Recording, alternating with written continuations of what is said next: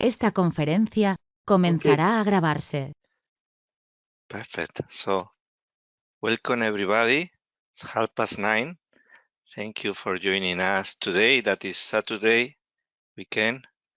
But those sessions in the weekend for me are especially productive. I don't know why. Okay. So, welcome. Today the proposal is to have a collective reflection, discussion about how best to analyze the disruption and solutions on the European value chains, because we are going to do that. Okay, we know that the main goal is to detect as quick as possible those disruptions that are critical at this moment for our economy, our society. But there are different ways to possibilities. Okay, a lot of possibilities to do that. And the proposal for today is to not focus on one in concrete, but about how to, what kind of reflection categories, methodology we could use, okay? So I have some proposal for you, but we will go immediately to the discussion. I will not speak a lot. You know, the 14 industrial ecosystem that were more or less known past week through a photograph. They are not officially released. They are there. And the question is that we want to focus our analysis on those, if it makes sense. If we detect disruption that is critical and it's not in those ecosystems, I think that for us, out of responsibility, is also necessary to highlight it. For example, I don't see here any circle about financing, and we know for sure that there are problems in the financing ecosystem. Okay, at least for those companies that go to the banks in different countries, as for example, we have heard twice up to now in Germany. Okay. Anyway, this is a list of proposed questions. Thanks, Marek, because most of it is from you. Okay. So welcome, Marek. And I wanted to review this list with the group. Okay. Perhaps taking examples on the list. Okay, because we know about some disruption by now, and perhaps we could comment on them. And I insist, the goal for today is to improve it, okay, to see what is lacking this list and what else could we do in this analysis of the disruptions. So Marek, would you comment on your proposals?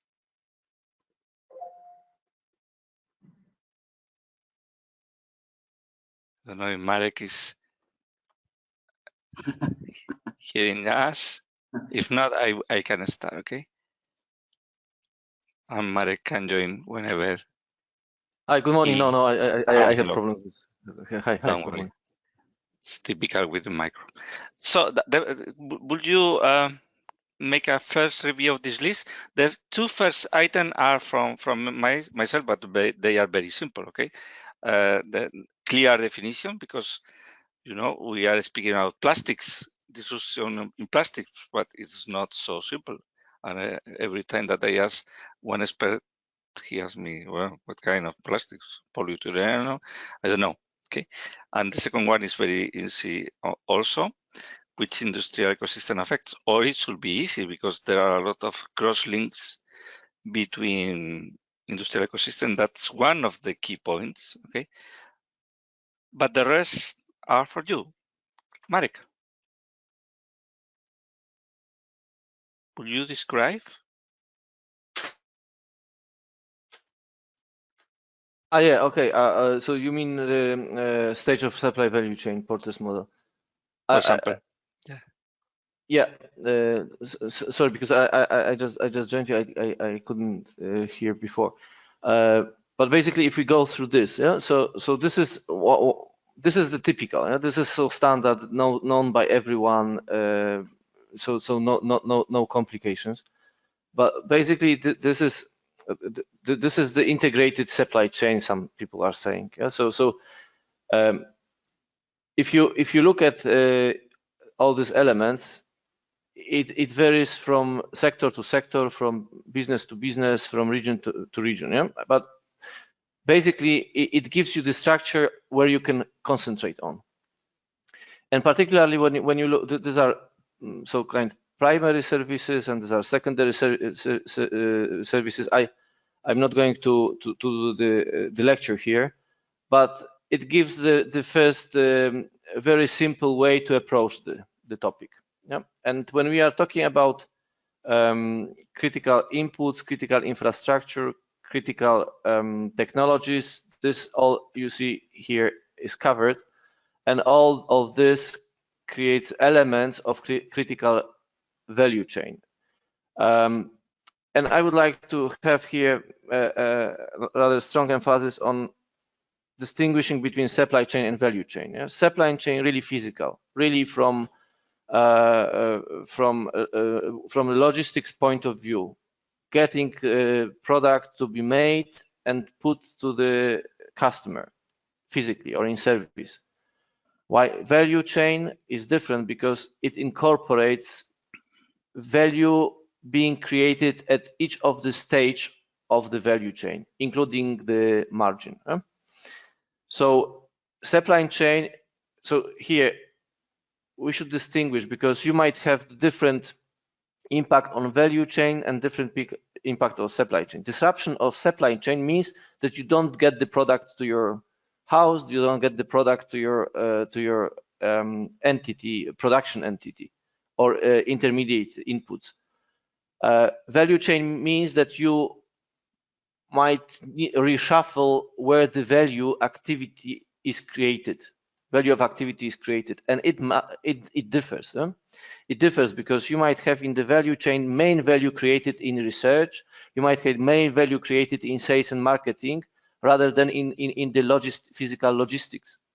So if we mix up these both elements, we are targeting two different things. Because what we are now having, we are having disruption in supply chain because things are not being, we are not able to produce something because we are not receiving intermediate inputs. It has an impact on value chain because you are receiving, the value is shifted because you might receiving the intermediate inputs for higher prices, so the value is shifting. Yeah, or value is creating outside, more value is being started to be created outside EU than in EU because there is bargaining power of the people who are providing you intermediate goods. So the most the easiest way, I think the whole issue of disruption came because you are not able to produce masks. You are not able. So basically, you are not able to produce masks because there is disruption in supply chain. Even if people are able to pay more, and you saw it when there was a delay, people were able to, and it was shifting the value in value chain to the people, to the other territories where the production was. So you are able to pay 60 euro per one FFP3 mask. So it's shifting the value to where the FFP3 is produced. But it doesn't mean that there is disruption in supply chain because the FFP3 might still be delivered from China, from whatever who produces. So we have here, I'm saying this model is a simplification of the supply chain and value chain, but the issues for supply chain and value chain might be different. Supply chain is mostly about not being able to get on time the raw materials, the inputs I need for production, for processing, or to get to my customers. Value chain is about where this value is added in different stages. So why I was proposing to go for this, because the Porters is very famous, it's known, it's simple, it's I mean, everyone will understand it clearly, everyone who worked on this. Yeah? So that's it. Thank you very much, Marek. For example, if we speak about the problems for workforces working on agri-food, it will be a problem in human resources management. Could Yeah, that as be? well, probably with uptake, with skills uptake. Yeah, because you can widen this for transition issue. Yeah, not for disruption, but for transition. So of course, all of these elements need to be modified in a certain way. But if you are talking about disruption, the disruption might be that there is no understanding or uptake of the I mean, maybe human resources. Yeah, disruption right now. Yeah, because we don't have forces. Yeah, labor forces to do. For example. Okay. Yeah. So going back to the questions, to the main questions, and taking an example, we have here Dolores. Welcome, Dolores, and Athanasios, and Celine. Could we review this list with the plastics disruptions?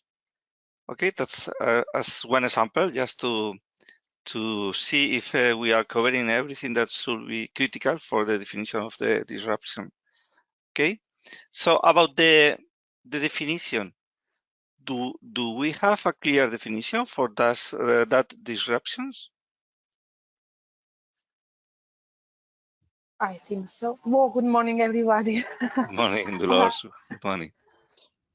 I think so.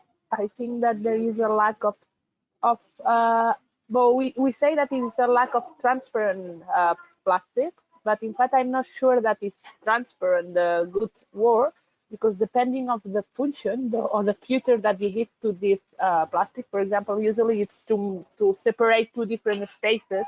In some cases, you need that it should be transparent, but in cases, no, can be opaque. No, it's no problem to make only the physical separation. So I think that, yeah, we can have a clear definition. Maybe we need to tune a little bit the ones that we have. Okay, so the problem is that we need some kind of materials to make separation between people, sometimes transparent, sometimes not. And one of the other problems is that the material that we are using now is quite is not quite green. Okay, so I don't know if this is a part of the definition of opportunity. Okay, that could be how to improve the process. Should we include that opportunities in the definition of the disruptions?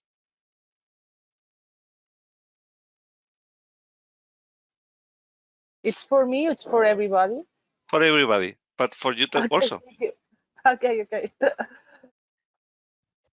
Well, here I think that it's okay. PMMA, it's a thermoplastic. So at the end, you can recover. There is other plastics that are worse than PMMA. Can be recovered, and in fact, there is now a trend at the European level for plastic that is the chemistry recycling, in order to try to recover the monomer that is creating then the polymer that is giving the plastic. So the tendency, I think, in plastics is really to develop a good process in chemistry recycling to get the monomers in high value and give a second life of plastic.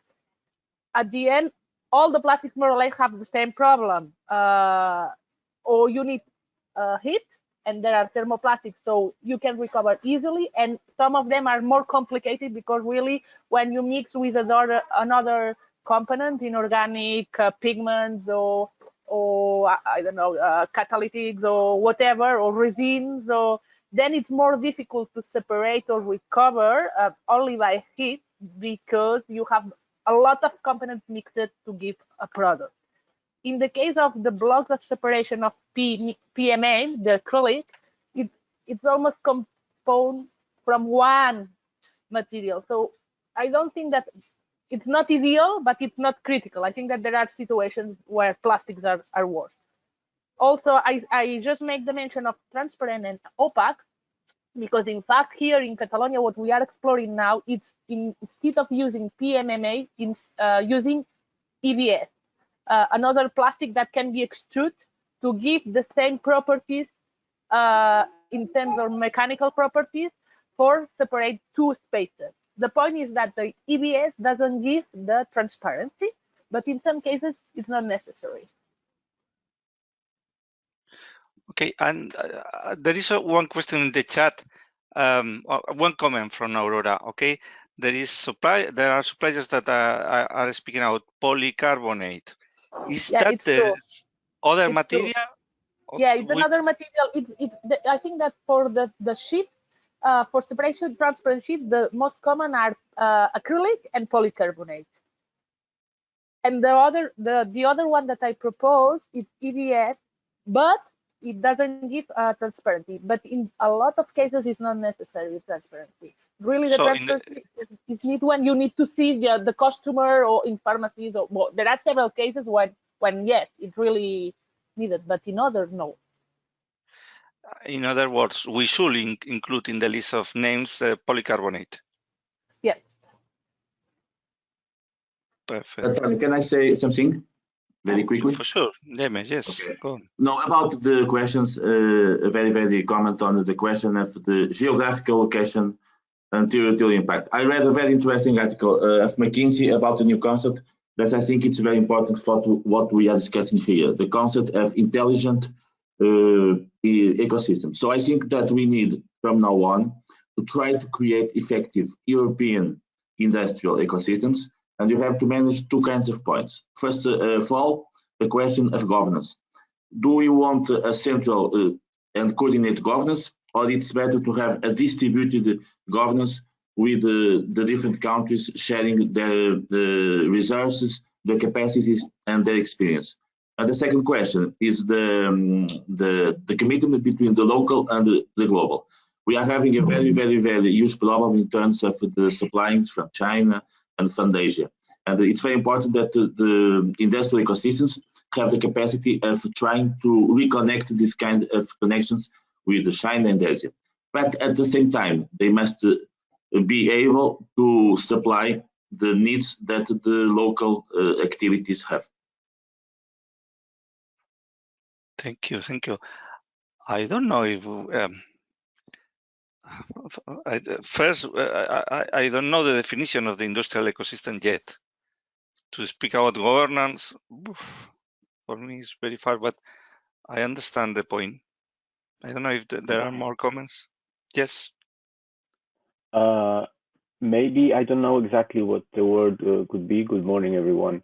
There is, if you remember, at the beginning of all of this, we were talking a lot about the ventilators.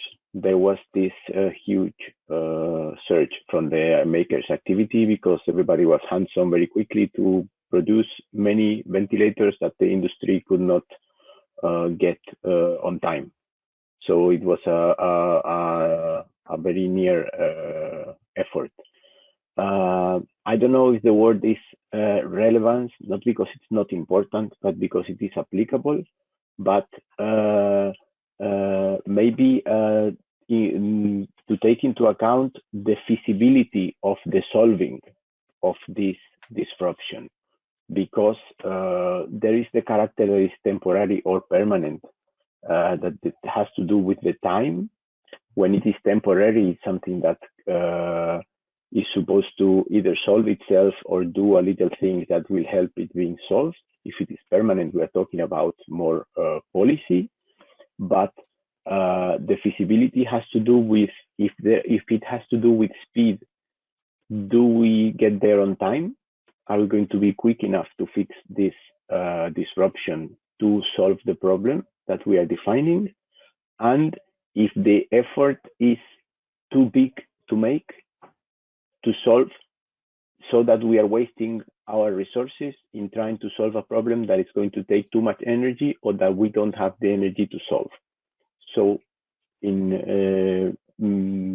maybe it is not a question of the definition, maybe it's a stage later in the analysis, but I think we should include that in our evaluation.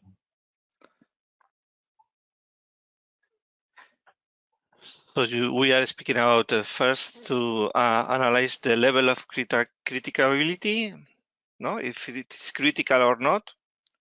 So the priority, if you want to say, of the level of the priority, and also if we can actually solve it. I don't know what you call in English, satisfactorily, or yes, the feasibility of it, because if we solve it but we go there late, then it's a wasted effort.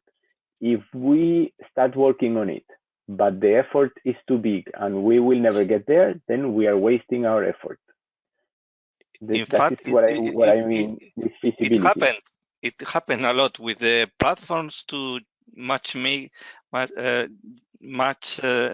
and offer. We have very good examples of those platforms arriving late after weeks of big efforts when the problem was more or less solved. Yeah, you are totally right. I think, my opinion. Perfect. Okay. So I understand that, about the geographical location and territorial impact. Returning to the plastics example. Okay. We have confirmation for now from Portugal, Spain. I have confirmation also from the plastic cluster here in Spain, not only Dolores. Okay. Switzerland, France through Lisa. There are articles on German press. Okay. But the question is, could it be that we have some resources in other countries able to cover the problem? And how could we research that? In this particular case, I talked with someone from SABIC, that is a big company producing the raw material polycarbonate or PMMA. It's a multinational. There are industries everywhere in the world.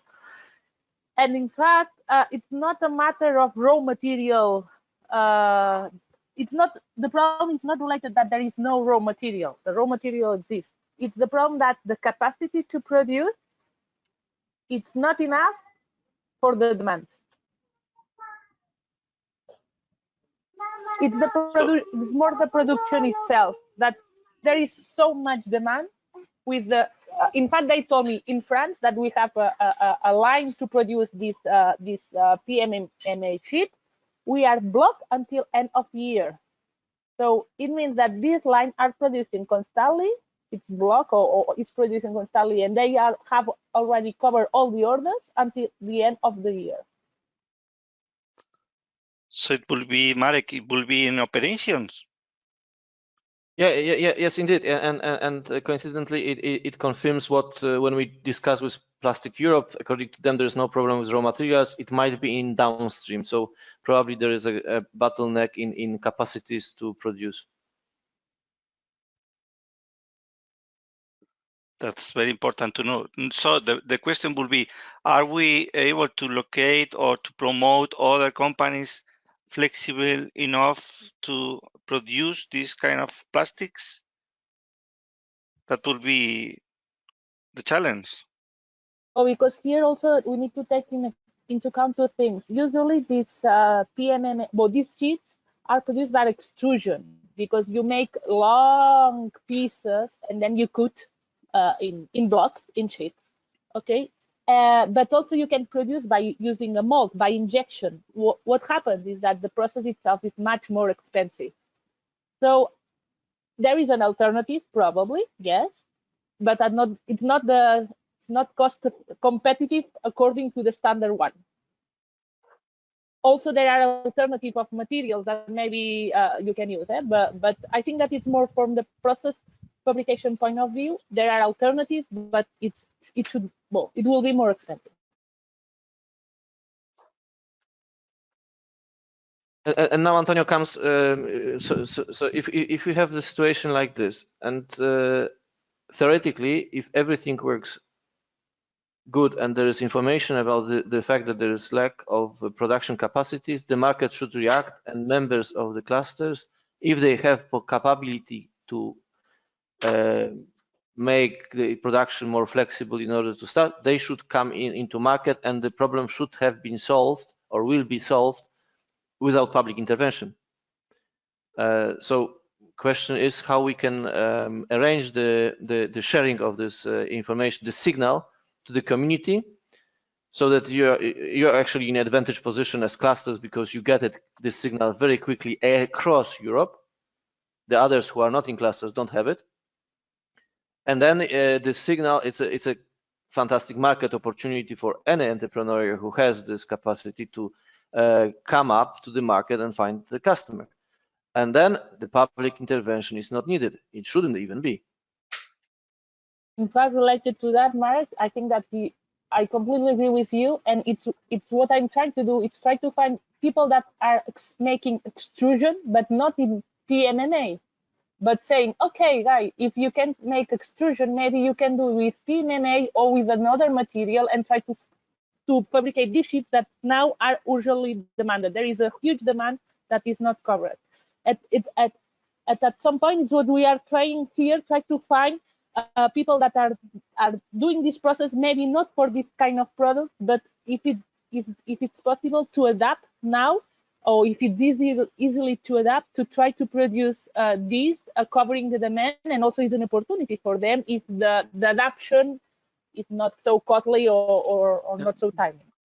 Yeah, that's key, because at the end it's probably in next year the business will be returning to the normal situation.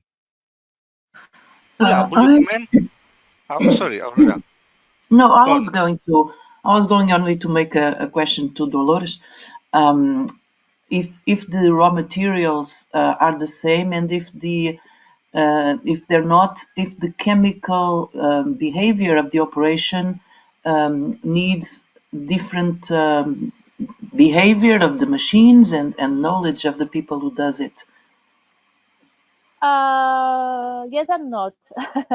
I mean, what will change usually for the extrusion, it will depend of the melting temperature of the thermoplastic, and probably if it will change, or it can change if you choose the acrylic one, or PVC, or the ABS. But at the end, all of them are thermoplastics. We can, if we extrapolate, or if we see more an overview, the temperatures are different, but not so different. I mean, we are not talking that one is from 50 and the other 500.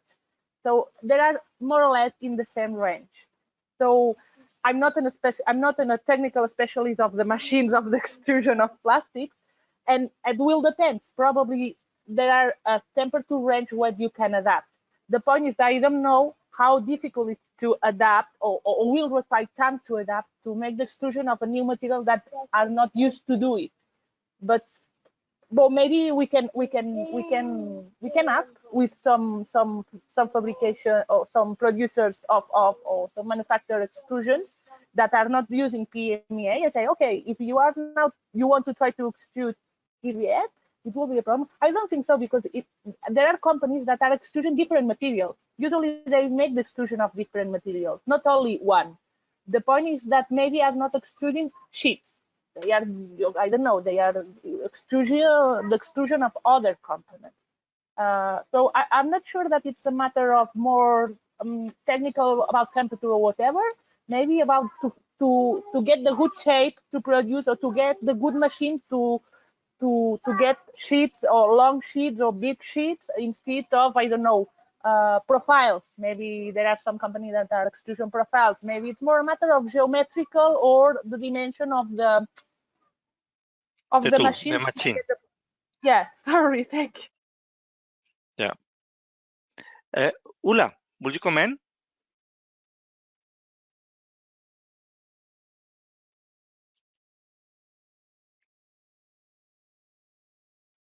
We are not hearing you. We are not hearing you. No, not yet. Now, it seems that now you should be able to speak. Ula?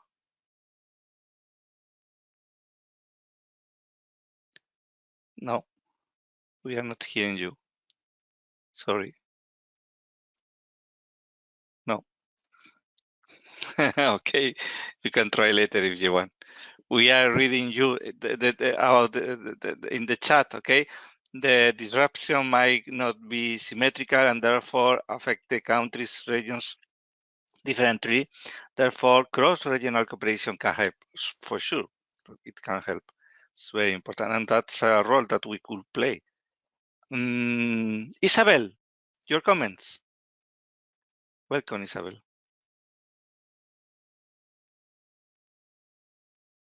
Isabel is there or not? Or has she left? I don't see now Isabel. I think that she left. Celine. Bonjour, Celine. Will you comment?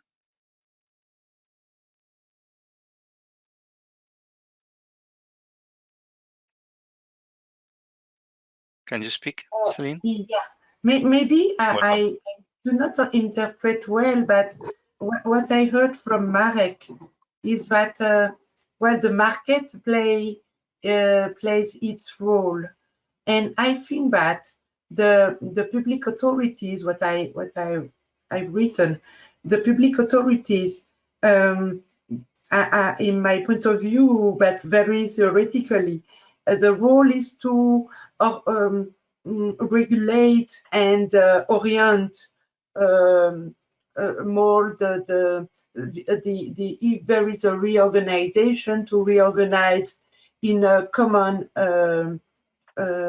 interest and not and avoiding the interest of some groups or companies. It could be big groups or small groups, whatever, but also to use each opportunity to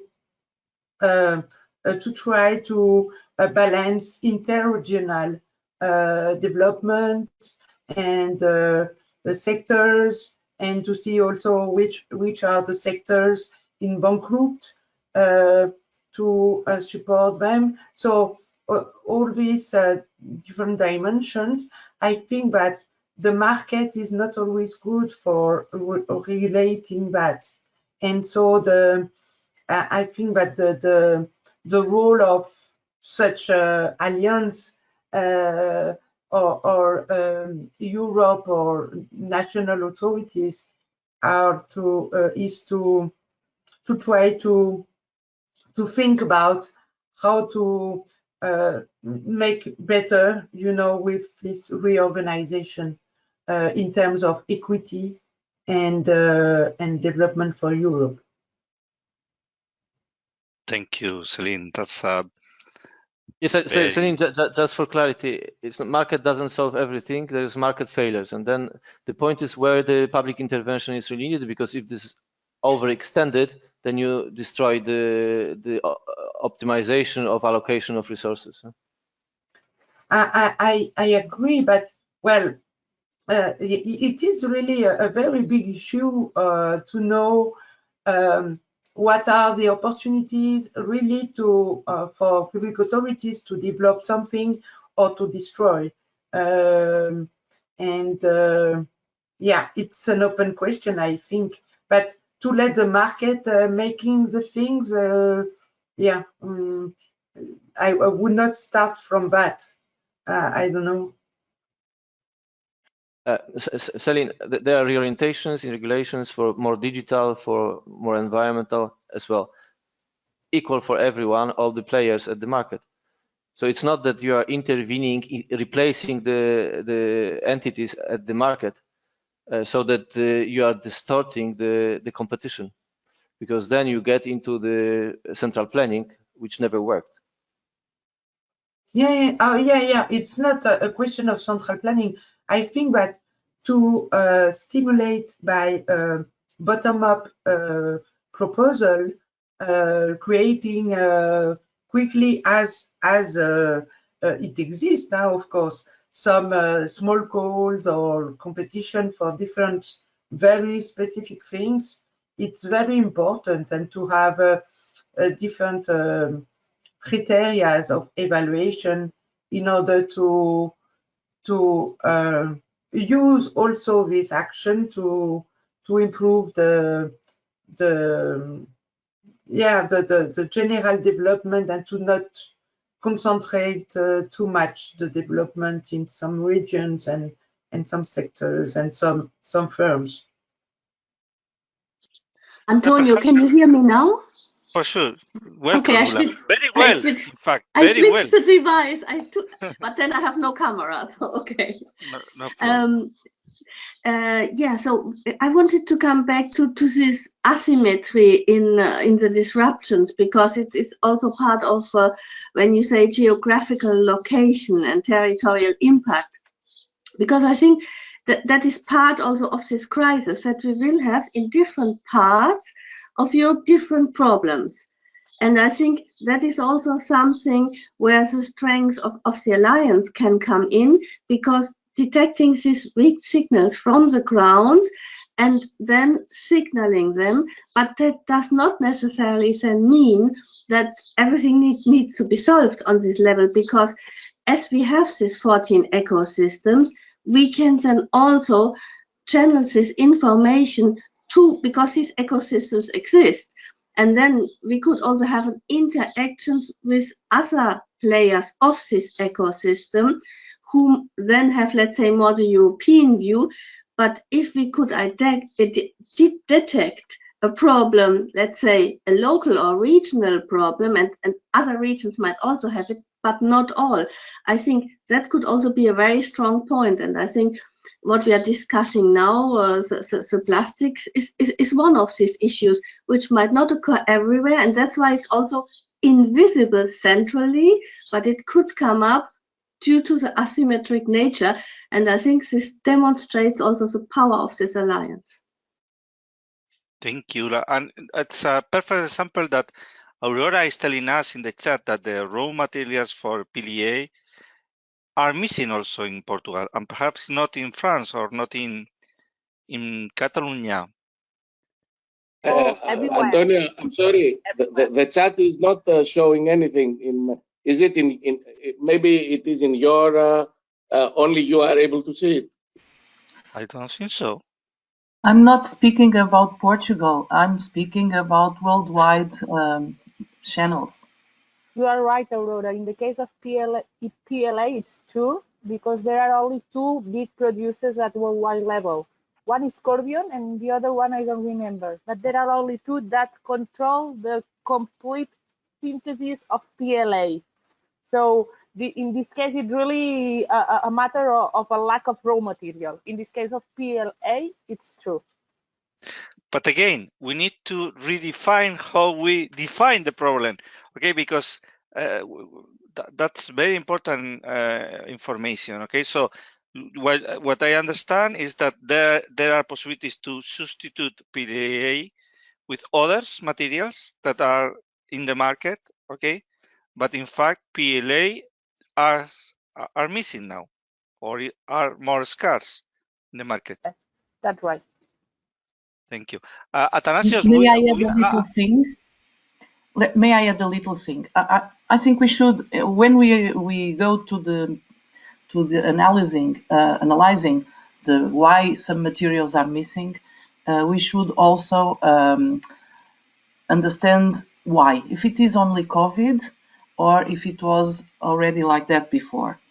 For instance, I've heard now, and it's a bad thing, but it's good to know that PLA producers are only 2 in the world. I didn't know. Not that it matters that I know, but it's important to know why does things miss. And the other point is if the solutions can be implemented in a short time or not. Because, for instance, PLA is made of biomaterials, of agricultural materials. So they depend on cycles of nature. If we are missing some material that we only are able to get from nature within 1 year or within 6 months, of course, we need to know that. Very, very clear. Yeah. Thank you, Aurora. And if I may, to complement exactly what you are saying, is that as well the investment needed for this in long term, short term, from the point of view of technology, the maturity of this technology, and how much this investment would really pay off, because you might get into this direction, but at the end of the day that you will have substitute, and then suddenly your investment would become completely idle. So these all elements need to be known, but precisely we need to define where the problem is. If there's really the problem with the raw material, there are two suppliers, or maybe if there are 2 suppliers outside, there's no problem for us, because inside the EU we have capacity to substitute and find other ingredients, raw materials, because we are so smart. This is something that is the definition is really clear. What is the issue where? Veronica, you are telling us that the problem is similar in Italy. Could you comment on that? Buongiorno, Veronica. Yes, buongiorno. Good morning to everybody. Yes, for just by chance, my companion is in the field, in the sector of plastics and injection molding. So I made a very rapid double check with him just a few minutes ago, and he is having no type of disruptions on his typical plastic materials, but it does confirm that the PLA right now is cannot be found anywhere. So of course he has a very wide range of suppliers of raw materials, and none of them is able to supply PLA. That's good to know. Sorry. And now crucial, if this PLA is really indispensable for certain processes, and for which processes. So if we don't, if can be substituted or not. I have a comment here. Here the point is that PLA is a bioplastic. So apparently it's more friendly, environmental friendly than other plastics. For this reason, a lot of companies or a lot of industries are trying to use PLA. And the problem is that these two big companies are the ones to produce the monomers needed to make then the synthesis.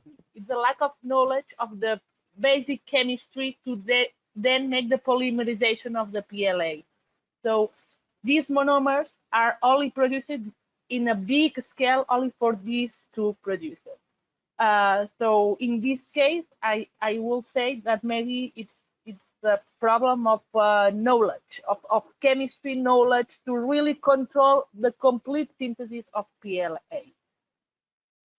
Where are located then? Do you know, Dolores?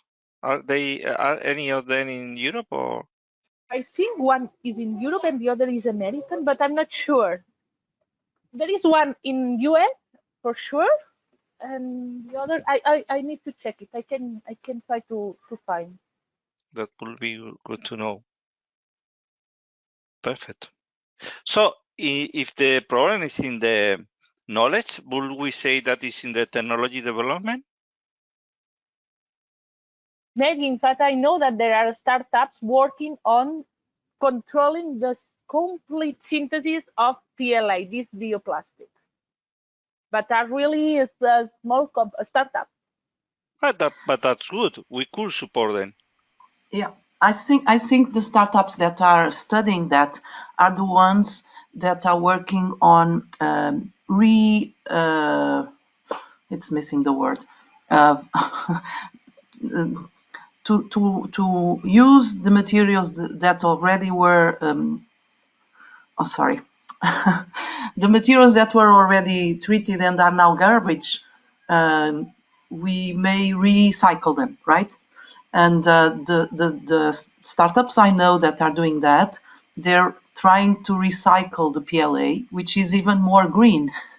So they know the behavior, and if they're supported, they go further. There is some calls now open. There are, sorry, calls open. Isabel opened the possibility to collaborate on one call, and we are designing some proposals. Okay, and for me it makes sense because those calls expect to have results in between 3 months and I don't know 2 years or 3 years. I don't remember, but it makes sense to contact that startups and help them to grow. What do you mean? What do you think? I think it's a very good idea. The ones I know, they are focusing on filament for 3D printing, but once the knowledge is there, I think they can spread for making sheets of plastic also instead of only filaments.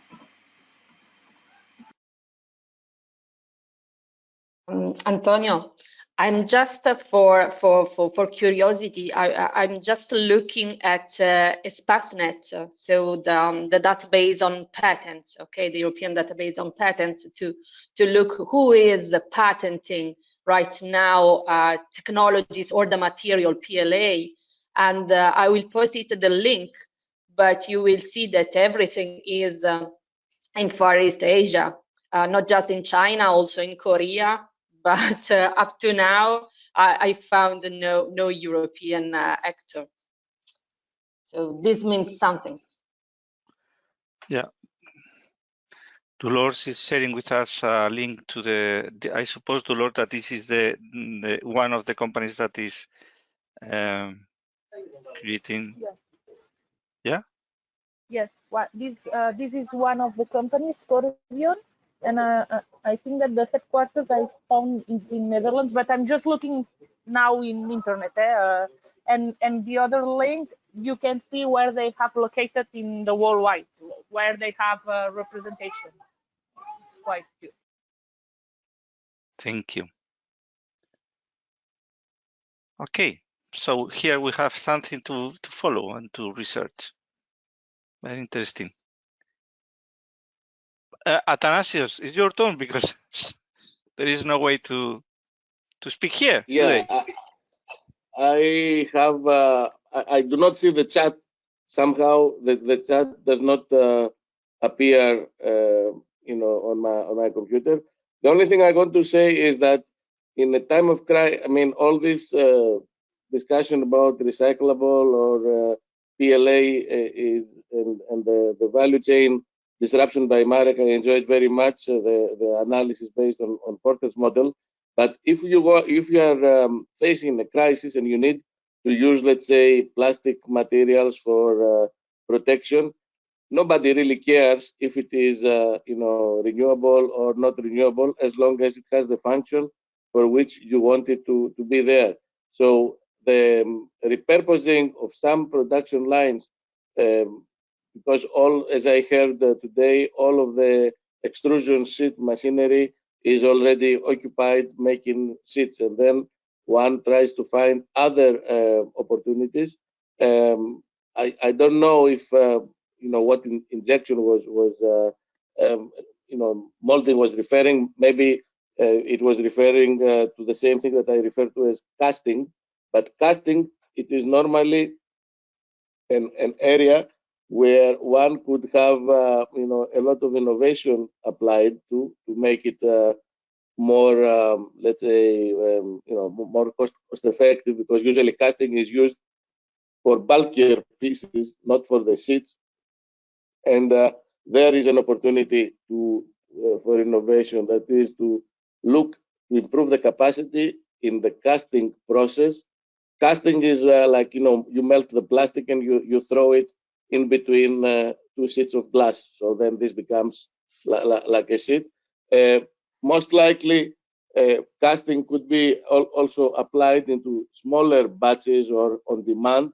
I don't know to what extent it could be done in more, let's say, homemade or smaller garage type facilities. But I think this could be a valid area to look for, how to make casting more adaptable into the making these flat sheets that they do not necessarily have to be very big. The extruded plastic sheets, there are large machines. There is a very high volume that it is being produced, and then you cut that according to the various needs. But if the purpose that you want these plastic sheets are, small normal directions to protect people in counters and so on, like 1 meter by 1 meter or half a meter by half a meter, maybe making this like micro casting, it would be an area to attract more interest and try to make some innovation. With respect to the PLA issues, PLA, to my understanding, it is apart from the 3D printing and so on, it is used mainly in some biodisposable packaging, and if you have also various like caps and stuffs that are biodegradable, it's not necessarily so that one would be using PLA for protective barriers, because there are also other alternatives. However, even in the case of the 3D printing, if there are any shortages due to absence of PLA, there is the alternative that I mentioned, I think, a few days ago, of increasing recyclability of PET plastics that can be also used into the 3D printing. PET is the plastic from the bottles. So there are a lot of details in each of these local or needs for plastics, and certainly there are more than one stairways to heaven to climb in this area. So one has to keep all the options open.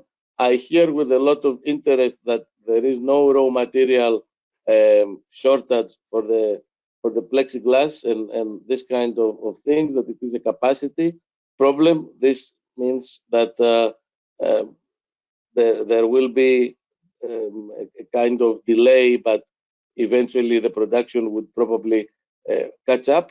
And my recommendation for what the clusters could do is exactly what Marek said.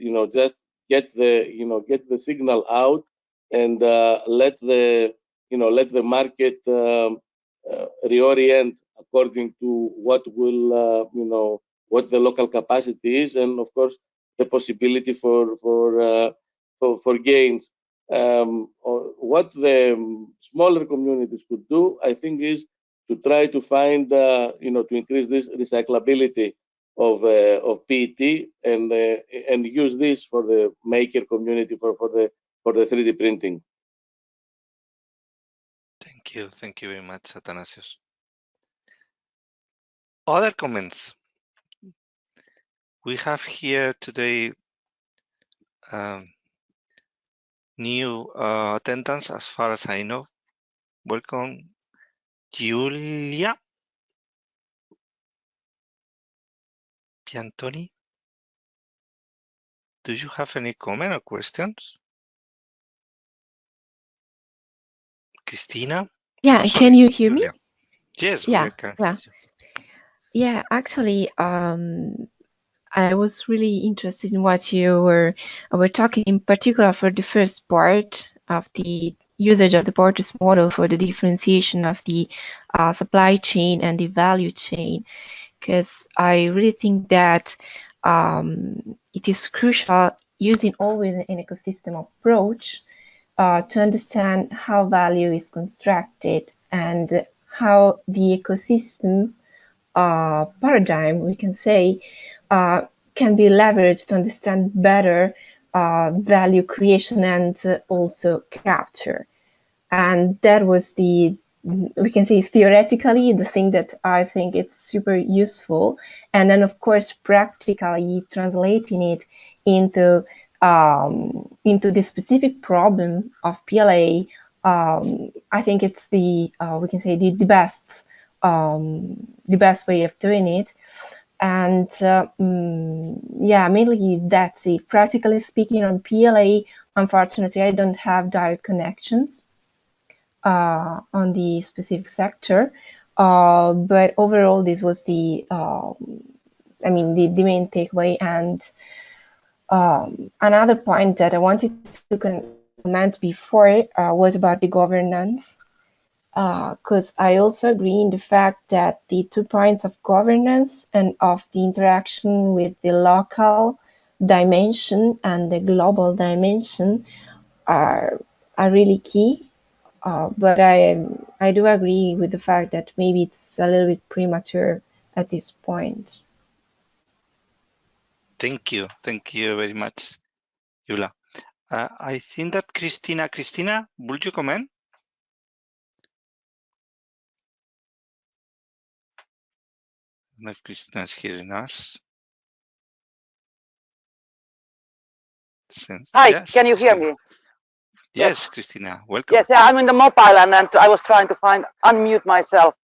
Yes, Okay. yes, and regards from Lapland as well. We have finally got summer arriving here. So yes, was very interesting the beginning. Thank you, Marek, very much about this introducing this value chain and supply value chain issue, because that's something what we have very much discussed in Finland at the moment as well, and all these issues that through this exercise, what we have, the situation what we have at the moment, is really taught us to explore the each steps and of course I have personally am busy with the different sectors than this case what has been discussed during this session, but it's just so great to hear this and then to see that how to apply in different sectors when we talk about the raw materials in the big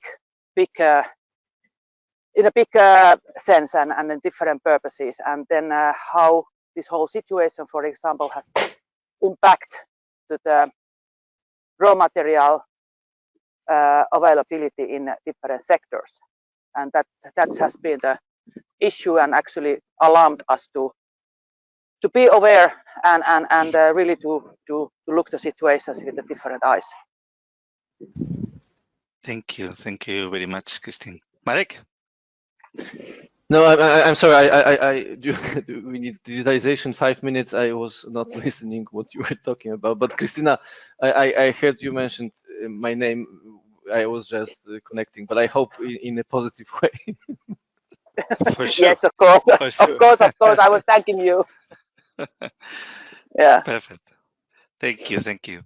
Okay, so there are only 2 minutes left. The last, okay, I think that today has been a very good exercise, both of reviewing how to define or precise the disruptions, and both also it has been a very good review, the plastic disruption, and it's wonderful. Okay. We will speak, it's planned to speak again about plastics next Friday. It's to be confirmed. I hope next Monday we will confirm that. Okay. So be prepared.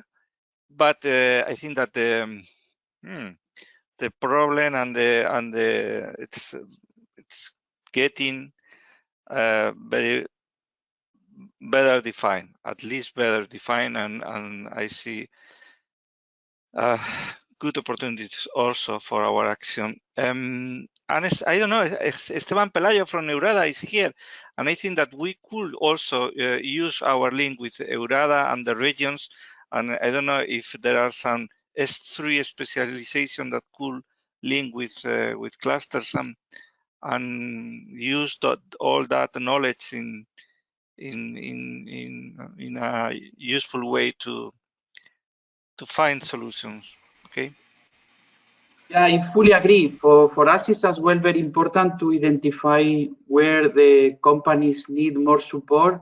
And I think this approach of disruption is quite good, and as well foster interregional cooperation, which is the main issue of Eurada. So I will be pleased, or Eurada developing agencies will be pleased to cooperate. Thank you, Antonio.